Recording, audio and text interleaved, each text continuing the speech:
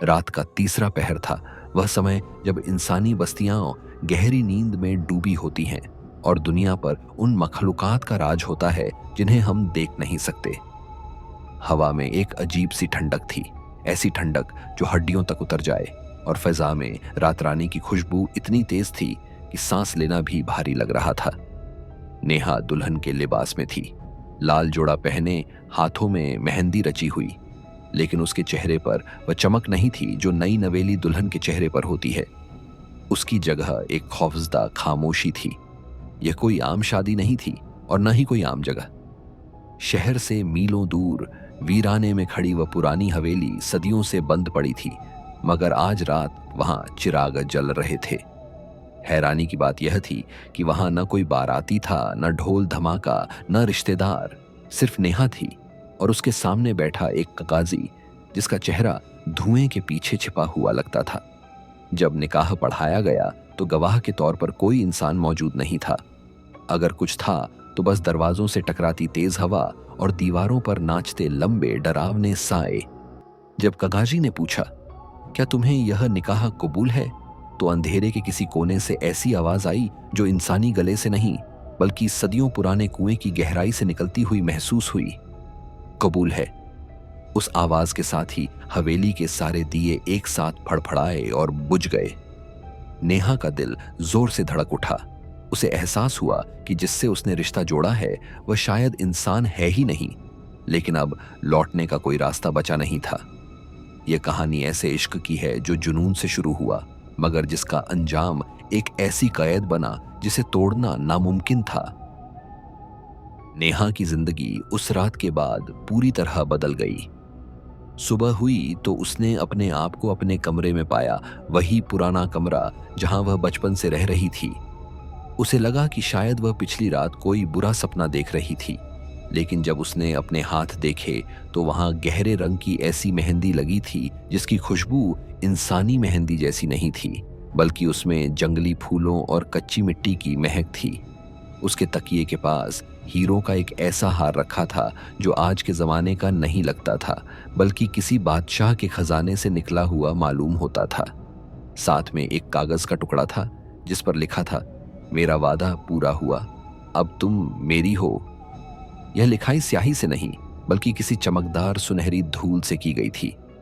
नेहा के माता पिता हैरान थे कि रात भर में यह सब कैसे हुआ। उन्हें बस इतना याद था कि उन्होंने अपनी बेटी का निकाह एक बहुत बड़े घराने में तय किया था, लेकिन दुल्हा कौन था और कहां से आया, यह यादें उनके दिमाग से धुंधली हो चुकी थीं, जैसे किसी ने उनकी याददाश्त पर पर्दा डाल दिया हो। नेहा जानती थी कि वह रात हकीकत थी। उसका पति अजातार दिन के उजाले में कभी सामने नहीं आता था। वह केवल तब आता जब सूरज डूब जाता और परछाइयां लंबी हो जाती। शुरू में यह सब नेहा को एक खूबसूरत रहस्य लगता। अजसर उसे वह सब कुछ देता जो एक लड़की ख्वाब में भी नहीं सोच सकती थी, बेशुमार दौलत, नायाब तोहफे और एक ऐसी मोहब्बत जो जुनून की हद तक थी। लेकिन उसे क्या खबर थी कि यह मोहब्बत दरअसल एक शिकार की शुरुआत थी, और वह शिकार कोई और नहीं, खुद नेहा की रूह थी। धीरे धीरे अजार की मोहब्बत ने नेहा को दुनिया से काटना शुरू कर दिया। यह तब्दीली एकदम नहीं आई, बल्कि बहुत खामोशी से नेहा की शख्सियत में उतरती गई। पहले पहल नेहा को दिन की रोशनी बुरी लगने लगी। उसे सूरज की किरणें चुभती थीं, जैसे कोई उसकी त्वचा पर आग लगा रहा हो। वह अपने कमरे के भारी पर्दे हर वक्त गिरा कर रखती और दिन भर सोती रहती। घर वालों को लगा कि यह शादी के बाद की थकान है या नई जिंदगी का असर, लेकिन उन्होंने गौर नहीं किया कि नेहा का रंग अब पहले जैसा गोरा नहीं रहा था, बल्कि वह सफेद पड़ती जा रही थी, जैसे उसके शरीर से खून निकाल लिया गया हो। जब वह रात को जागती तो उसकी आंखों में एक अजीब सी चमक होती, एक ऐसी कशिश जो इंसानी आंखों में नहीं होती। वह घंटों अकेले में बातें करती रहती। उसके कमरे से कभी कभी दो लोगों के हंसने की आवाजें आती, लेकिन जब कोई दरवाजा खोलता तो वहां सिर्फ नेहा होती, अकेले बैठी, हवा में घूरती हुई। अजहर उसे समझाता था, यह दुनिया वाले तुम्हें नहीं समझ सकते नेहा, तुम खास हो, तुम मेरी हो। वह उसे बताता कि इंसान कितने धोखेबाज होते हैं और कैसे उसके माता पिता भी उसे एक दिन अकेला छोड़ देंगे? ये बातें धीरे धीरे नेहा के जहन में जहर की तरह घुलती गईं। उसे अपने ही माता पिता पर शक होने लगा। अपनी बहनों की बातें उसे साजिश लगने लगीं। अजहर ने उसके चारों ओर एक ऐसा अदृश्य घेरा सर्कल बना दिया था जिसके अंदर सिर्फ वे दोनों थे और बाहर की पूरी दुनिया दुश्मन थी। समय बीतता गया और नेहा का इंसानियत से रिश्ता धीरे धीरे कमजोर पड़ता गया। अब वह खाना भी नहीं खाती थी। उसके माँ बाप जबरदस्ती खिलाते, लेकिन वह उल्टी कर देती। वह कहती थी कि अजहर उसके लिए जन्नत के फल लाता है, उन्हें खाकर उसे इस दुनिया का फीका खाना अच्छा नहीं लगता।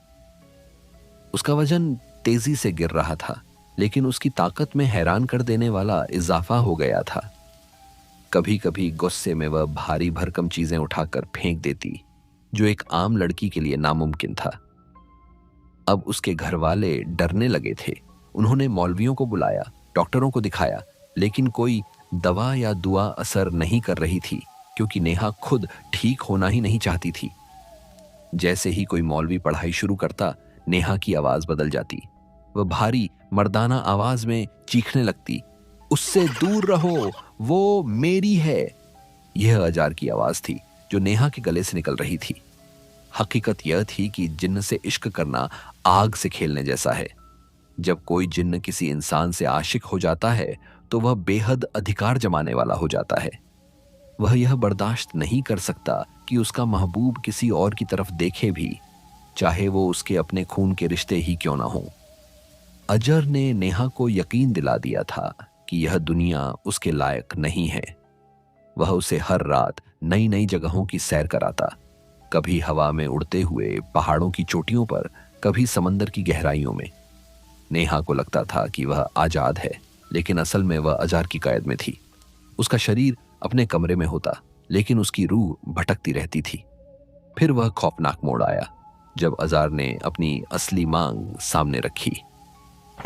एक रात जब तूफान पूरे जोर पर था, अजहर ने नेहा से कहा कि अब वक्त आ गया है कि वह पूरी तरह उसकी दुनिया में आ जाए। लेकिन मैं वहां कैसे आ सकती हूं? मैं तो इंसान हूं, नेहा ने पूछा।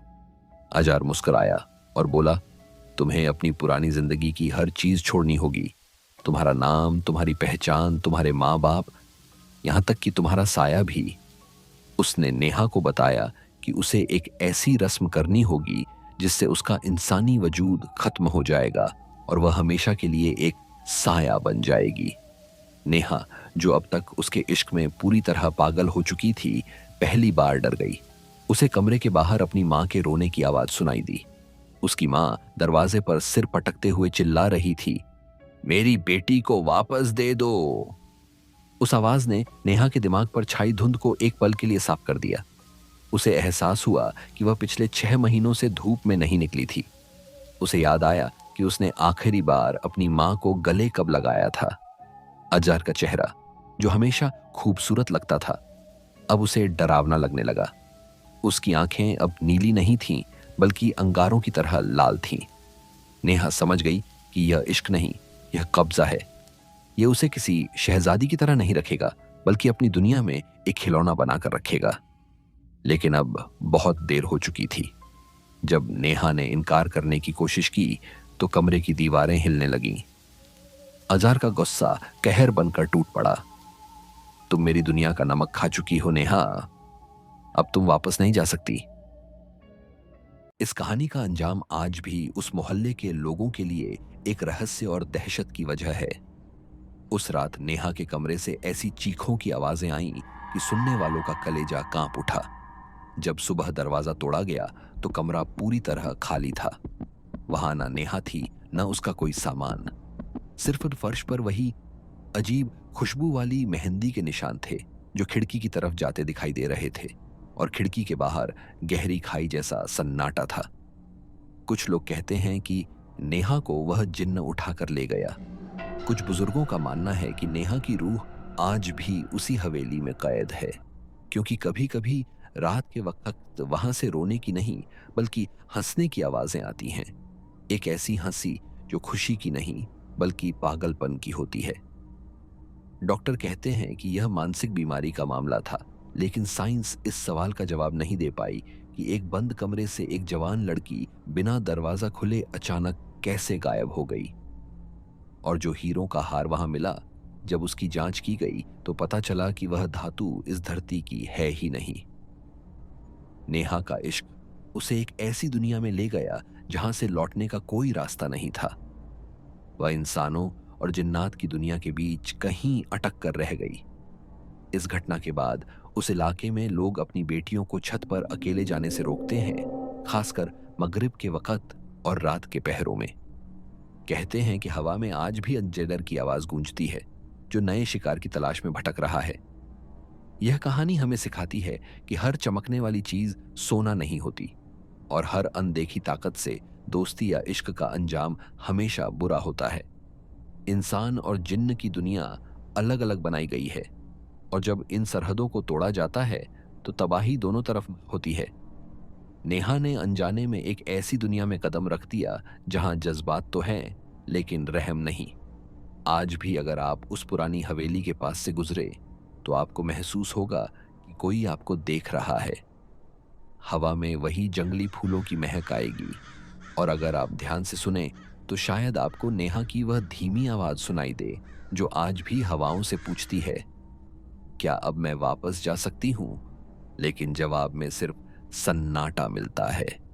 वह सन्नाटा जो चीख से भी ज्यादा खौफनाक होता है।